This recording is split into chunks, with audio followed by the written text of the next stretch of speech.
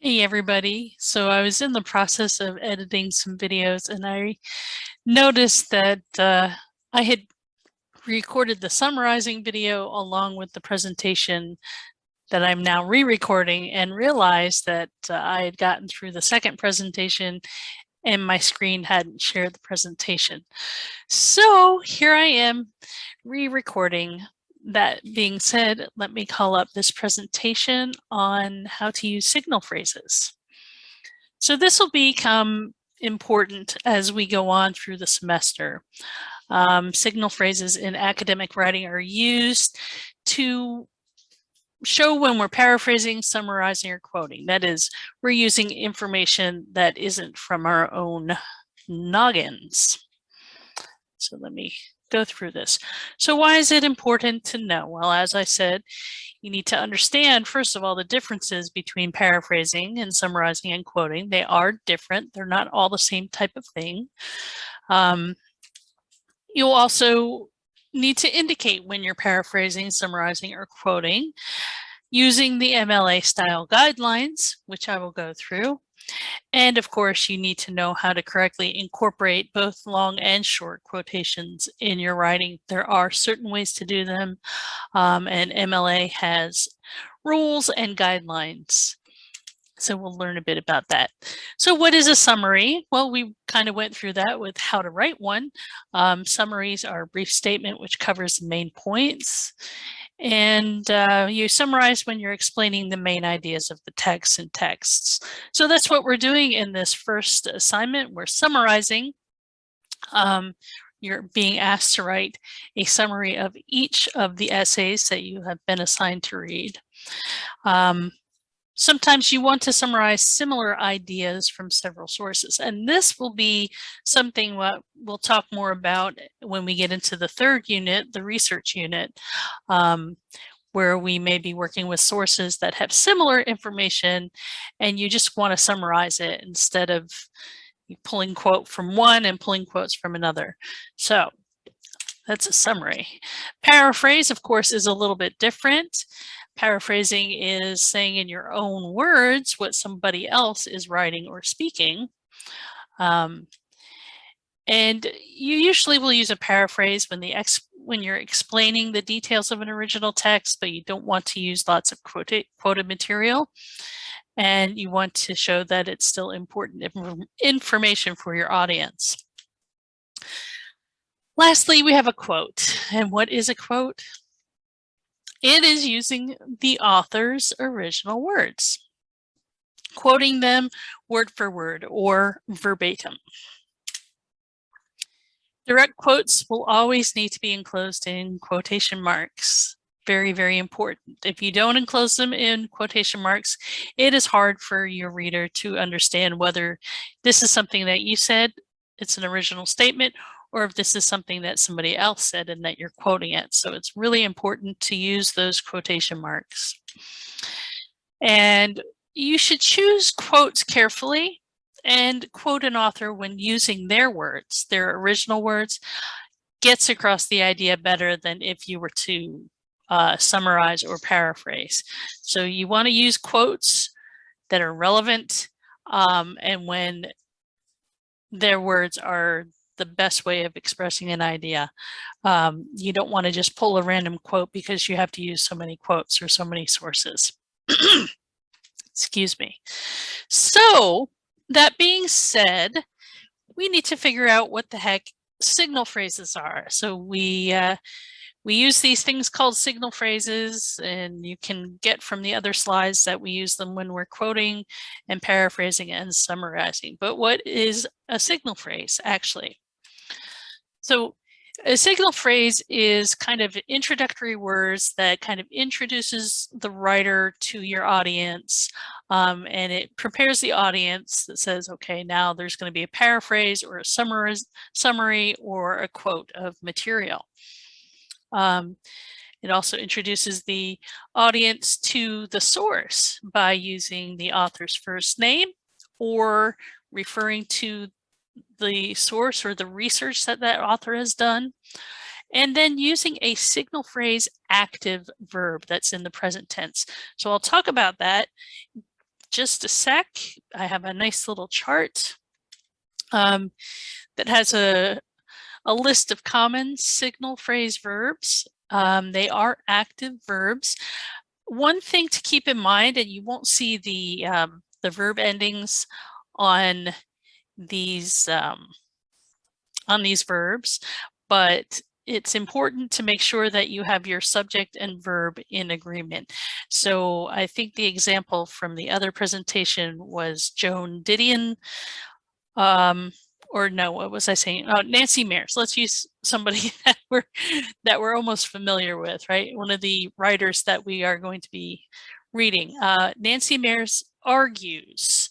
See how I am introducing her full name, but I'm also making sure that that active verb is in the present tense and that it agrees grammatically, right? Got to get that grammar going right, that it agrees with the subject. Nancy Mears argues, or Nancy Mears defines, or Nancy Mears observes. I think you get the idea. Just make sure that you have things grammatically correct, even though this list doesn't show that. So this is a handy list to refer back to. And then we'll go through a couple of examples, just showing the active verbs here. So we have science writer Fred Pierce shows that global warming and hurricane intensity are related. And then we have a parenthetical citation here, which shows the page number where that information would be found. This here is a good example of a paraphrase, right? Or even a summary. Science writer Fred Pierce, we get the author's full name, and then we have this active verb, and then the main point, right? Here we have a referral to the research or the publication. Research in the online magazine New Scientist demonstrates that global warming and hurricane intensity are related. And then see, this citation is a little bit different. It's saying the same thing up here. It's just that this signal phrase is a little bit different than what we introduce up here. It says the same exact thing, right?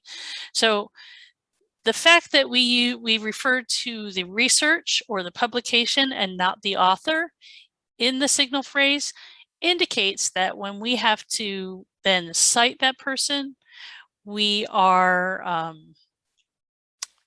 to use the author's last name plus the page number. So we don't need it here because we're using the author's name in our signal phrase, but we do use it here because we don't have the author's name in the signal phrase.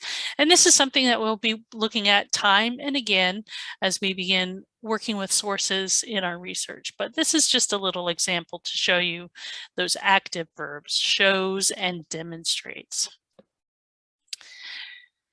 So, of course, you need to know when you use a signal phrase, and obviously it's when you're introducing that material that comes from somebody else. When you're borrowing material that's coming from somebody else, it's very, very important to give proper attribution to that other author.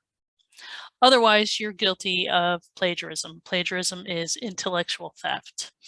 So it's a very serious thing, and you really want to give credit where credit is due.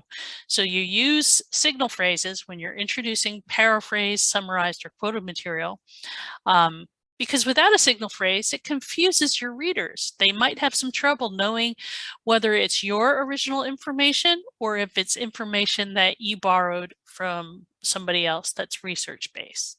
Okay? So how to summarize or paraphrase using a signal phrase. Of course, we will always begin using the author's full name or the reference to that person's research. And if we have multiple authors, then it's easier to refer to the research. And we will use that active signal phrase verb that indicates how the author has conveyed the information. So you have to make sure that it's relevant and applicable. If somebody's not arguing something, then you don't want to use argues, right?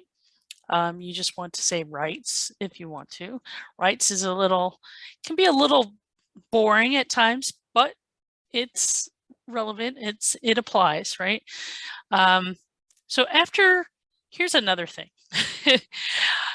After you introduce an author for the first time, using their full name, each time you then subsequently refer to that author, it should be by their last name only, not by their first name. So I've seen students, many first-year students will refer to Nancy after talking about Nancy Mears and her essay disability. Nancy says, Nancy writes, which is incorrect. It's just how we do things in academic writing. We are not that familiar with the authors. They're not our friends, right? So we use the last name kind of as a sign of respect. Mears says, and this is something you'll see a lot in academic writing. So it's good to get into the habit and good to be familiar with it. And then, of course, if you have it, you can include the page number of the original text in your parenthetical reference. That will always be the case. So here is an example of a summary. Science writer Fred Pierce shows that global warming and hurricane intensity are related. His article reports that researchers at the Georgia Institute of Technology studied past hurricane and climate statistics and determined that warmer ocean temperatures in recent years have caused an increase in the intensity of hurricanes. This research claims that the incidence of Category 4 or 5 hurricanes has increased from 20% during the 1970s to 35% during the past 10 years. So there are a few things going on here that I'll explain. Once again, we have the name of the author, the full name, right? Plus these active verbs. Then we have reference to that scientist's research, right? So what you don't see here, there are no quotation marks because this is not, it doesn't contain any quoted material. This is all summarized from page 46 of that report. So in summaries, you're not going to use quotation marks. So let's move on to quoting using a signal phrase. Again, you're going to use the author's full name or the reference to the research. Use that signal phrase, active verb, clearly indicating how the author has conveyed information. Now, here's something that's unique to quoted material. If you've ever seen these 3 dots, the ellipses, or these brackets, they indicate certain things within quoted material. So sometimes you'll come across a passage that you want to quote, but you don't want to quote the whole thing. You want to skip a couple of sentences or maybe skip a few words. And that's where these ellipses, these 3 dots come in. It's perfectly fine to omit some information and you put those dots in. That tells your reader, it's a signal to your reader that you have skipped over some information so that you can make this quote apply to what it is that you're writing. Likewise, sometimes you'll use brackets to insert a word or a phrase or sometimes even just a letter so that the inserted information helps that quoted sentence integrate seamlessly into the stuff that you're writing.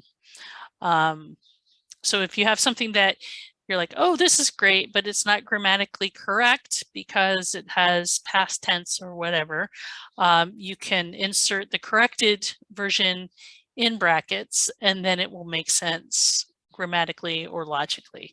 So that just shows your reader again that, hey, this isn't the writer's original words, but I put this word in so that things make sense.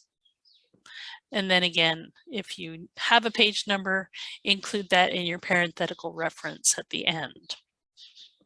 So here is a quotation example, and this is from the previous presentation referencing Joan Didion. So here we have, in the essay Santa Ana, author Joan Didion's main point is blank.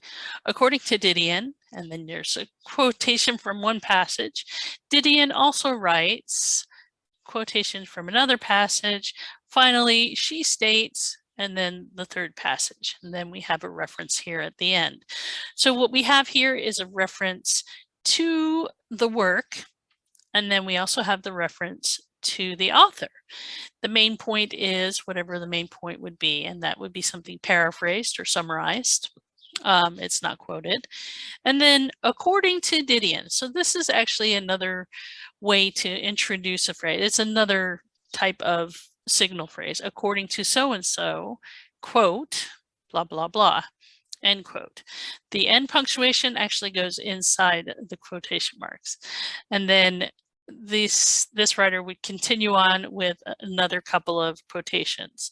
Notice that after each quotation, I have not placed a reference because it's all taking place in reference to this one essay and we're talking about this one writer.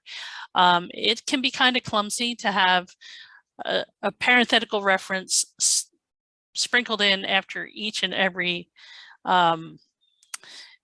quote that you pull. So since it's in the same paragraph and they're, within the same couple of sentences, it's perfectly fine at the end of your rambling to have your page number references there. And I just made up the page numbers here in the essay. I doubt she has a 40, an essay that would go up to page 42 to 43, but who knows? But yeah, so I just put a page range in there. Okay, moving on.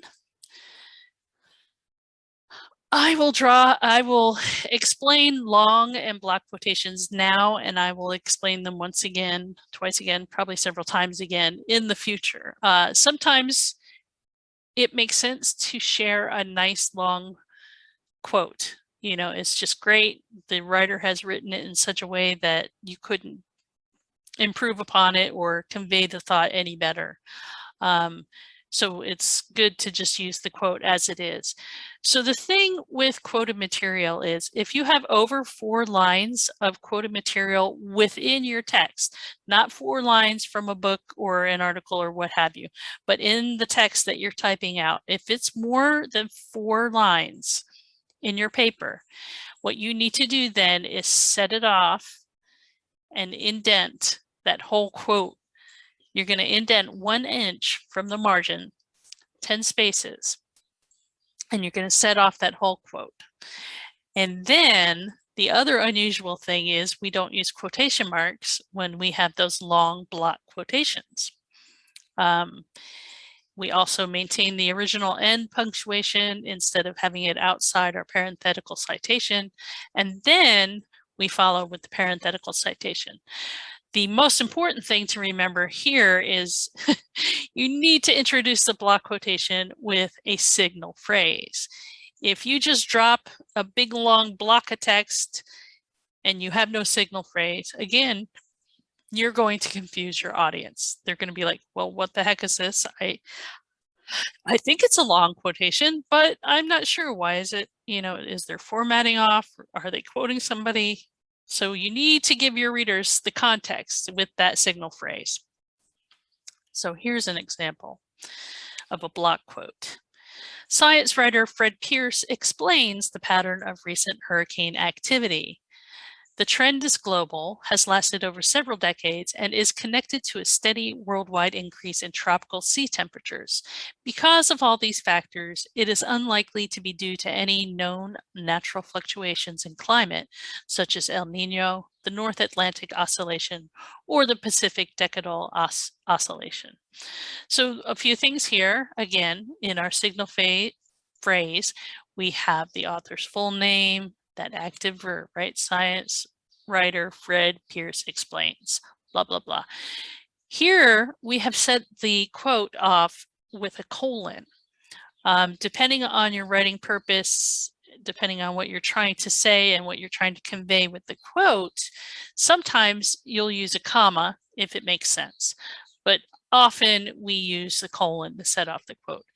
Then again, we're coming in the middle of a quote. We're not starting at the beginning of a quote. So as a writer, you would put in the ellipses and then begin where you want to begin your quote. So we have 1, 2, 3, 4, 5 lines of material there that we are quoting, and see how it's all set off, and it's all indented.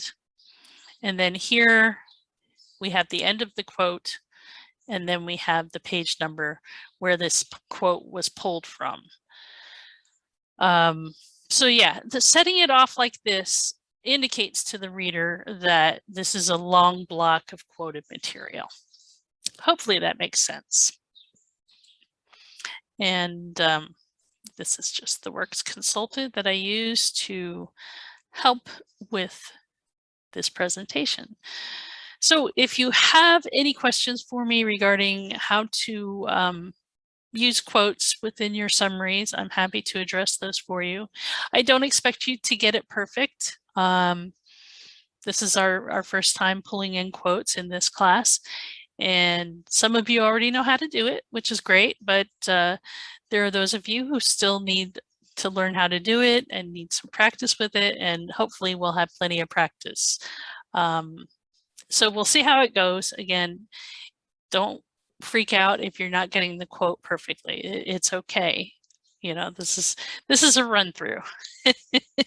This is not the this is, you know, what is it? Dress rehearsal. It's not the final production. It's just a run through. So you know how to get in touch with me. Have a great week. Bye, everybody.